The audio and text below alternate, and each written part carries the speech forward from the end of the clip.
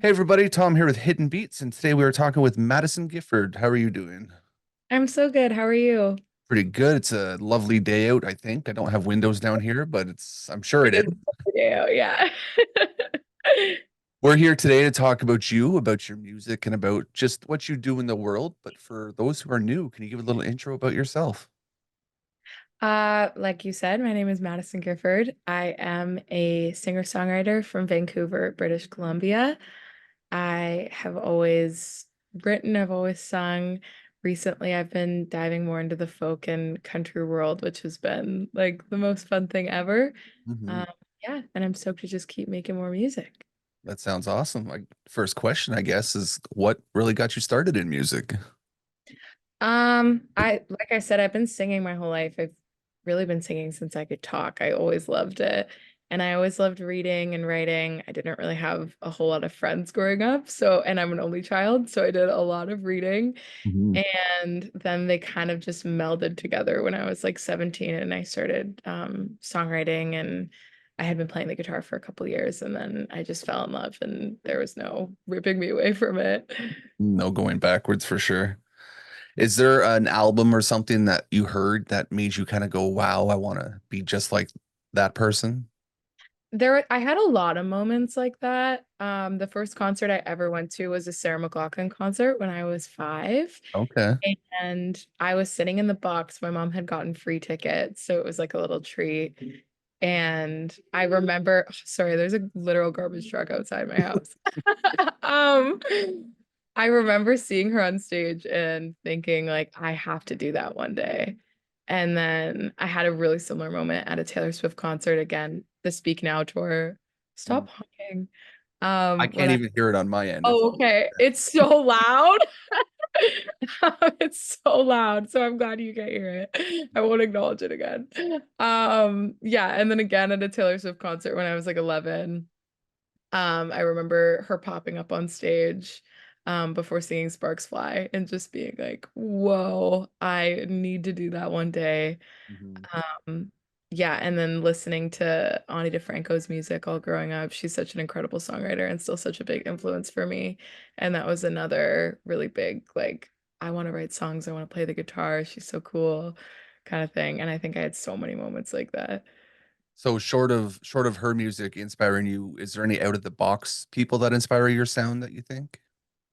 Out of the box, I mean, I think I've always been the type of person that's loved a lot of different genres of music, and I think that that reflects in my music.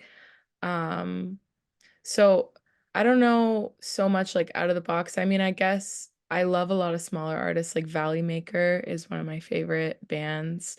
They're amazing. Well, actually, I think it's a duo, but he and her are amazing.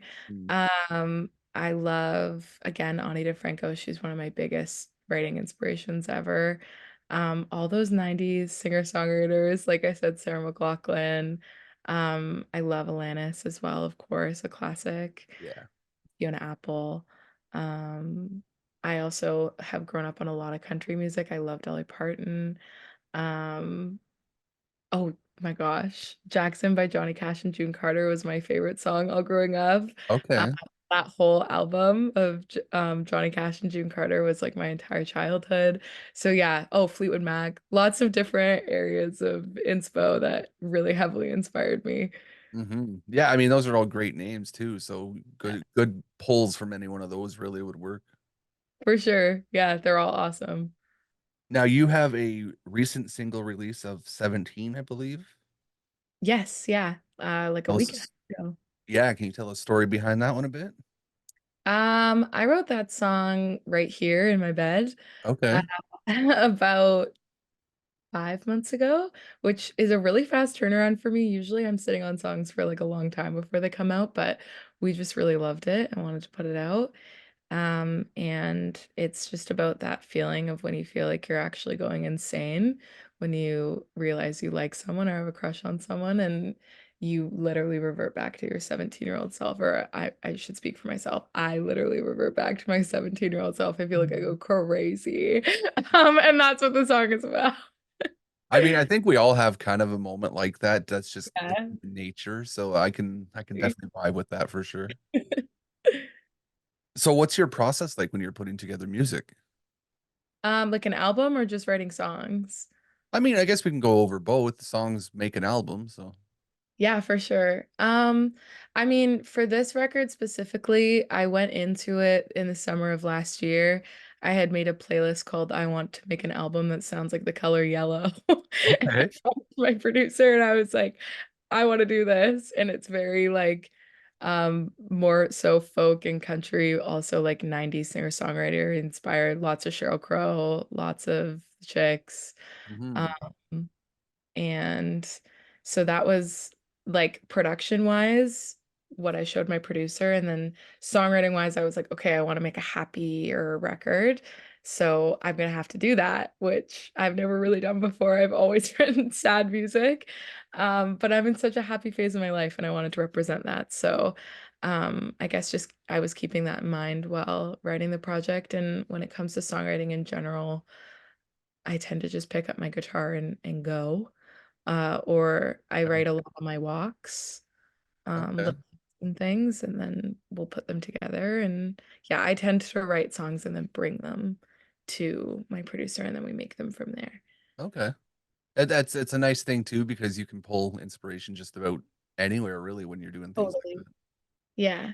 And we can like change the song completely sonically if we want to. It's just like, I have a bass here, let's work from here kind of thing.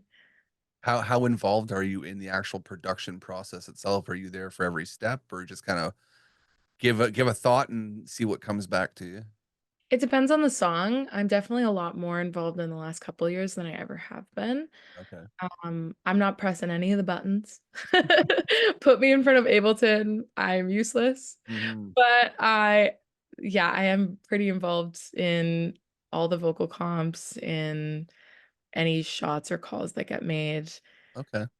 I've learned from my mistakes of just letting people do the things that they want to do as much as I've worked with some incredibly talented people.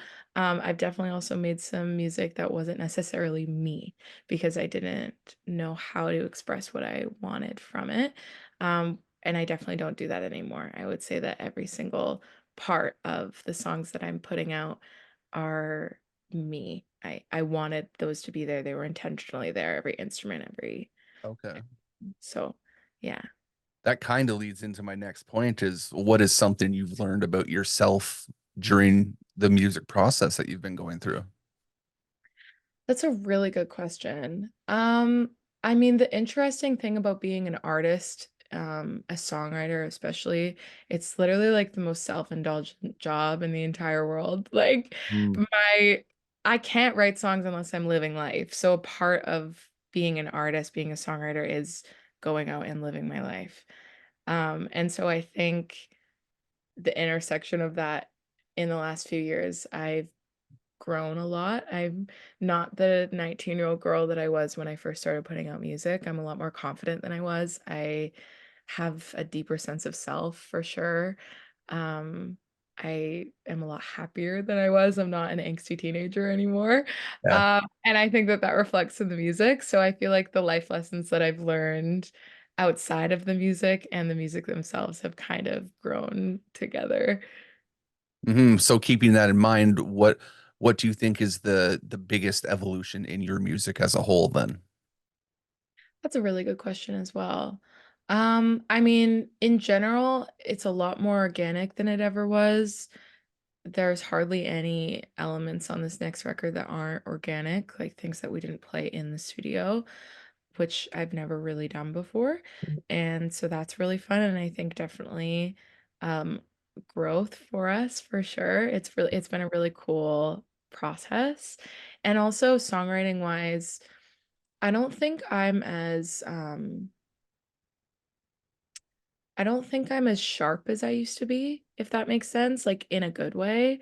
When I was 18 through to 21, 22 even, um, I would lash out like a wounded animal when it came to songwriting. Yeah. Whereas now I sit on things a lot more and I'm it's more self-reflection rather than like you hurt me. Okay. And I think that that is definitely growth and also makes it so that I like my music in the long term because listening to biting songs about my boyfriend when I was 19, I just don't really relate to those songs anymore. As But the then time again, that is goes, your growth and your for sure. people are experiencing that with you, I guess, at this point. Absolutely. Yeah, growing up together, which is cool. Hmm. Yeah, growth like that and being a little bit more able to be more fluid and let things grow versus forcing them to grow probably is the best way to put that. I think Totally. it's a big sign of growth right there. Yeah, for sure. Now, the music industry being as crazy as it is, what do you do to stay grounded outside of that? I am heavily involved in my church. Okay. I work at a church as a worship leader.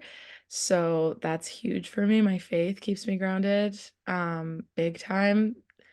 And my friends as well.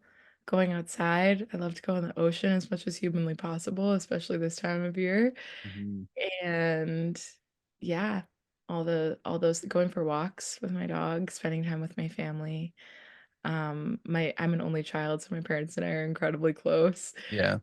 And yeah, all that kind of stuff. And also just writing for fun.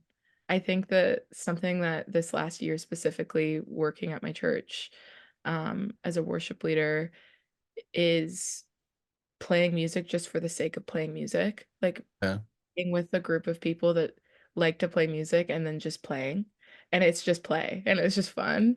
And it's created this like love for music, or I guess reignited this love for music that I've always had that is just really cool. Like I approach it like a little kid again and it's just fun.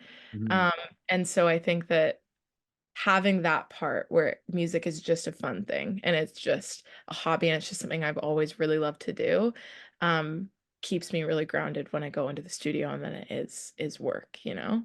Yeah. Yeah, I think that's nice, especially like as a creative, you have those ups and downs where sometimes you go, man, why am I doing this? But when you get the moments that make it fun, it brings that out. Like I'm a photographer first and Yeah, foremost, so I just finished a 10-day festival run and cool. getting to see some of those shots at the end was like, wow, okay, I did some fun things with that. It changes everything and it makes you feel like there's that new Casey Musgraves song called Dinner with Friends, Mhm. and there's a line that's so simple where she says the feeling you get when you look at something that you made. Yeah. And like there's just nothing like that. Like what you were describing, you come back from something that's so probably grueling. You were probably like a little Yep. stressed with a lot. You're seeing a lot of people all the time, but then you get to look at what you made out of that and it's like, oh, you know what? That was so worth it. It's so cool. Just for this festival itself, I shot 61 different acts, I think it was. And I still have back pain right now. And I bet. so carting around all that stuff. But Yeah, I worked as a photographer for many years, so I get mhm. But the fact, like, so Jelly Roll came to Canada, and cool. I was one of the first people that got to shoot him in Canada. So Oh, that's that sweet. that was a kind of a those type of moments that give you that wow factor and go, okay, I understand why I'm still doing this. Absolutely. Yeah, those are huge. Hmm. And that man's show is intense. He has I pyro so much, and I was sweating extra just because of the amount of fire that was going on. So, I bet because you're right at the front too. oh yeah, Yeah. right there. And the first shot too, you don't expect it, so it's like wolf, and then you go, oh man. And but yeah, those are always the fun ones for sure. For sure. Yeah. That's cool. Now, more serious question is, what do you think it means to be relevant in the music industry today? Oof, relevancy. I mean, I don't know. I think my own personal definition is just like having people that care about my music, even if it's just my friends, like genuinely. Um, I guess I guess that's just kind of like the last thing I care about these days. That's not a bad thing though. Yeah, I just want to make music I like and like work really hard at promoting it for sure and do the best that I absolutely can. And then as long as I can feel good about knowing that I did my best, Hmm. that I'm cool. Like if Well, your it's name's definitely out there because I've seen your name come across my emails several times. And then when the opportunity for the interview came up, I said, let's do it. Just well, thank you. Mhm. I appreciate it. Yeah, I mean, I always like to get to meet the person behind the music. So that's what really prompted these interviews to really kick off for me because this all started during COVID for me, and I wasn't a person in front of the camera ever before. This was never something I would have done. Well, that's super cool. And like listening to this kind of stuff is my favorite thing too, because I love hearing the stories behind people's songs. So I Mhm. totally get it. Yeah. So it's been fun and it's kind of blown up into its own monster on this end too now. So there's lots of Super extra cool. fun I get to have with that. Yeah, absolutely. Well, have you always done like concert photography? So like the my company Hidden Beats is 10 years old this year and we started out doing like just multimedia design work. Okay, cool. So I think about 3 years in, I said I don't want to do that much anymore. And then someone asked me to come shoot a concert for them, and I just kind of stuck with it at that point. Cool. So it's always you've always been interested in like media and artists Oh and yeah, things. I was someone who used to draw. Once upon a time, I thought I was going to work for Disney, doing Oh, animation. so cool. I design tattoos. Once upon a time too, like I'm a tattoo fan, so. Me too. Mhm. It was always some sort of artistic like exploration of For anything sure. for me at that point. And then music's always been everywhere I've been. I always have music with me, so it just kind of made it make sense for me. That's super cool. Hmm. So the back half of my interviews, I always like to ask fun questions, a little bit outside Fun. of music, or just generally pick your brain and make you think a little bit more. And this one's my favorite. I ask everyone on my first interviews. Okay, I'm ready. What's one thing you think should be asked more in an interview that's not asked enough? Oh gosh. Make you think right Um off the start. Lord, I I was literally in Mexico with my friends a couple weeks ago for a wedding, and I realized I had forgotten to do a written interview. So I was doing it at the table of this like dinner, showing Okay. people the questions. I'm like, how are people this creative? Like, I swear this run of like this single, specifically the interviews I have done, are the most creative questions I've ever gotten, like thoughtful questions I've ever gotten. Hmm. Um, so I feel like if you asked me this question like 2 years ago, I would maybe have more of an answer. But these days, like, I feel like everyone's been asking me like the best and most thoughtful questions where I can tell people have like actually listened to the work and like want to know, which I mean, like, you don't have to do that, but also it's like it feels really good as an artist to be receiving questions that feel like Hmm. people actually care. And it's not just to like meet a quota, which is cool.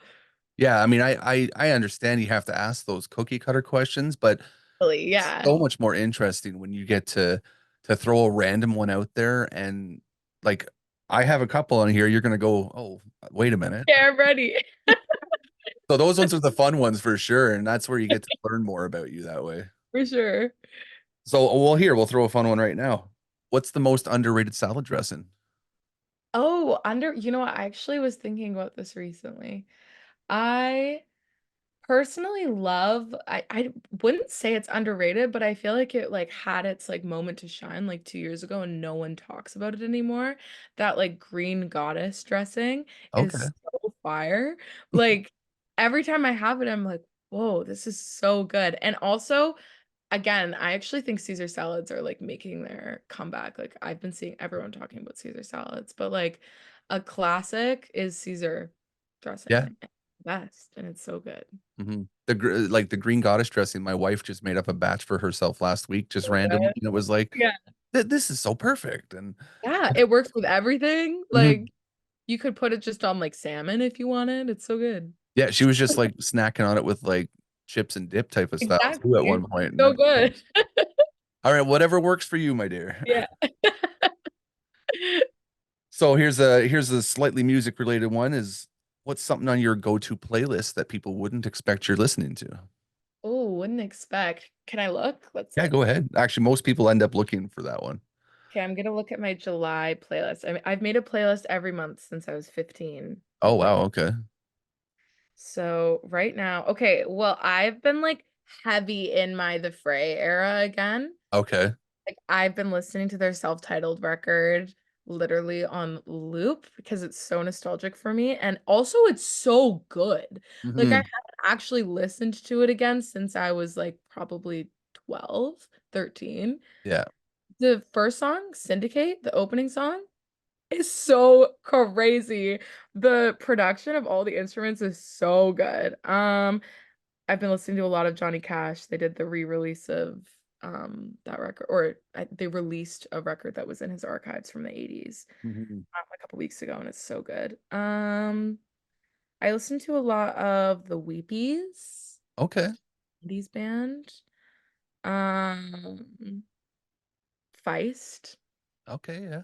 Nice. I don't know if any of those are unexpected. I feel like I could throw anything though, and it wouldn't be that unexpected because I have a pretty like vast array of music that I Yeah, and the listen to. people that know you go, oh yeah, I mean, Yeah, definitely that makes listen to sense. that. Yeah. But it's nice when you're listening to those old ones like the Fray, like you said, it hits so much differently, especially now that you're deep in the music and you're listening to some of those Yeah, things. You're probably like, oh wow, he did this way. And 100%. It makes you mhm. like appreciate things in such a different way. It's so cool. Yeah, little life changes make things all over the place. I remember I would listen, I can't remember the song specifically, but I had my first child and then listening to that same song after the fact, it was a totally Changes different song. everything. Yeah. Yeah, and it was like, oh, like where did this come from all of a sudden? 100%. Yeah, that's the craziest thing when something like means like the song Landslide, I feel like everyone has an experience, multiple experiences with that song, hearing it Mhm. throughout their life and it meaning something completely different to them. I was literally just thinking about that today because I was singing it. Like every single stage in my life, and I feel like it's such a universal experience of people hearing that song and it means something so different as the years pass. Yeah, though I that's my favorite part about music is that it can For change. sure. The same thing can change and just be different every time. Definitely. Yeah. All right, another fun one for you. Who plays you in the movie of your life? Oh my gosh. Who plays me? I don't know. Um, See, all the people that like people tell me I look like, A, I don't actually feel like I look like them, and B, they're a lot older than me. So I just I, don't know if it would work. I think everyone who ever, if you get told you look like someone, 98% of the time you're like, I don't see it. I don't, yeah, I think it's also just because like I know my face. Hmm. I mean, my mom is literally like my clone, so like I get that we look really like. Yeah, that makes sense. Um, yeah, actors and actresses, I don't really see a lot. I guess like there's this girl from Heartland that people tell me I look like. I can't remember her name. She's brunette. Do you think I, she can handle you musically though?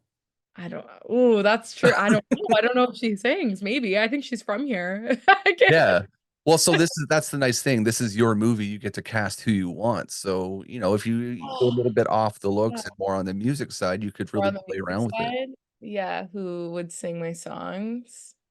See, but then like I feel like anyone that I would pick that I'm a fan of, they would probably do my songs so much better than I would, and then I would just be like, I don't want to sing this anymore. Bad. Yeah, I could see that being a problem too. Like I don't want, you know, Just tell them I, I have to do it a little like at 60% just to be on the safe side. if Stevie Nicks did one of my songs at 60%, it would be like 100 times better than anything I could ever do. That would be so nice though if you have someone do your song and you're just like, oh man, that just I would Yeah. imagine that's probably the perfect feeling. Like the Kelly Clarkson effect of her, Hmm. like, oh my gosh, every Yeah. time she sings someone's song, it's like, ooh, they can never sing that again. Yeah, that's it. It's dead now. Yeah, Well, it'd be an interesting thing too, having someone like that. But then again, for myself, I don't really sing, so I wouldn't have that feeling. that's fair. Yeah, yeah, it would be cool, but I Yeah. would it'd be like, I don't know if I could sing this anymore. Hmm. Can hang up the hat now. So a bit of a deeper question. Who do you trust to give your final eulogy?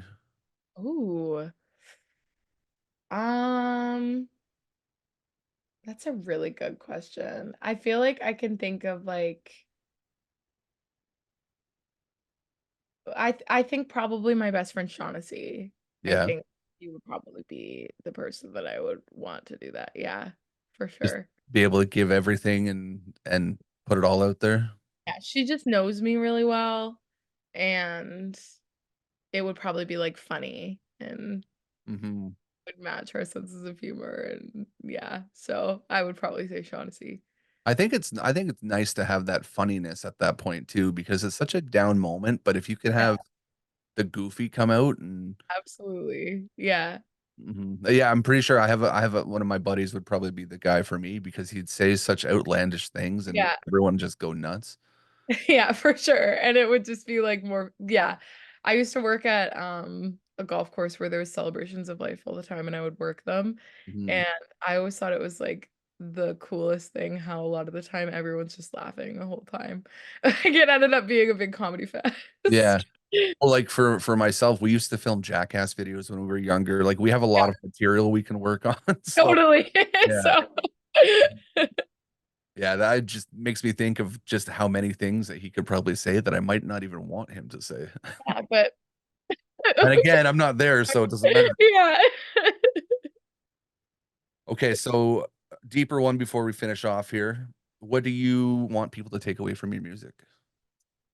Um, I've said since the beginning, especially like my last record moving forward, my main goal when it comes to songwriting is that people would feel seen. Okay.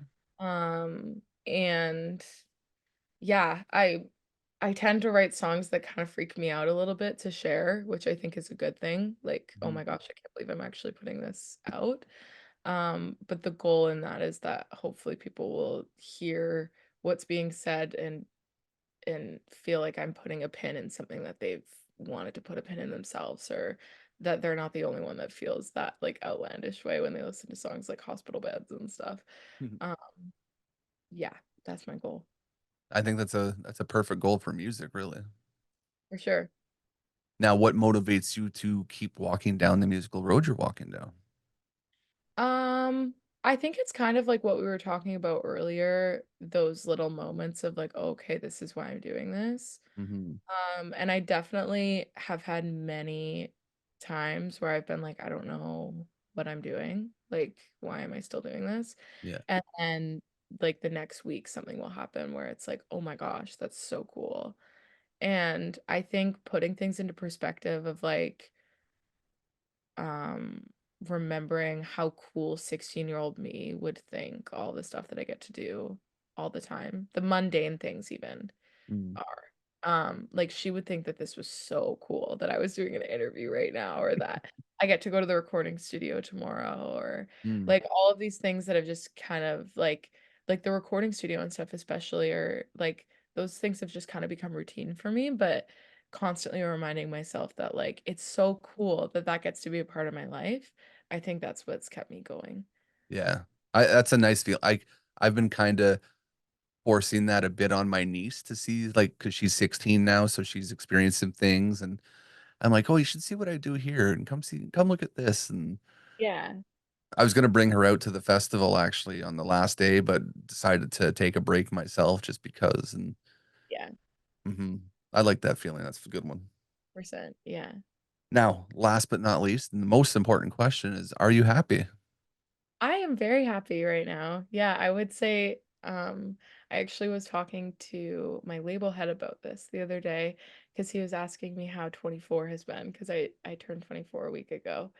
And I was like, "Well, it's been a week."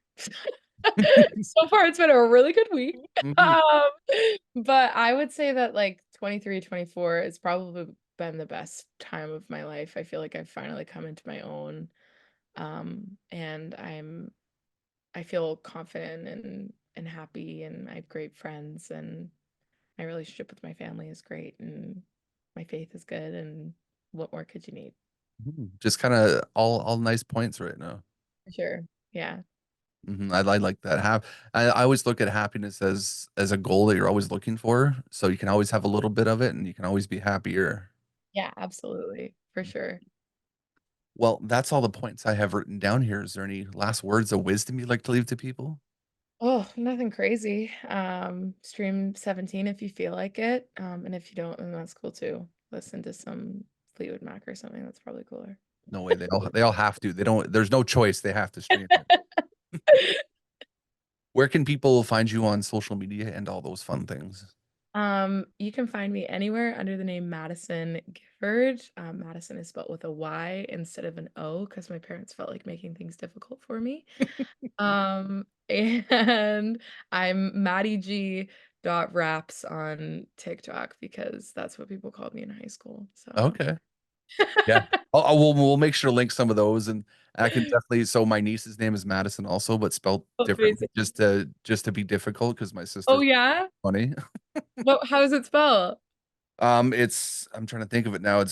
There's like two D's and SAN at the end. Like I don't remember at this point. But Gosh, she that did is some interesting.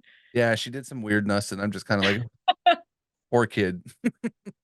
Yeah, I mean, mine's not too bad. My mom just really liked the letter Y.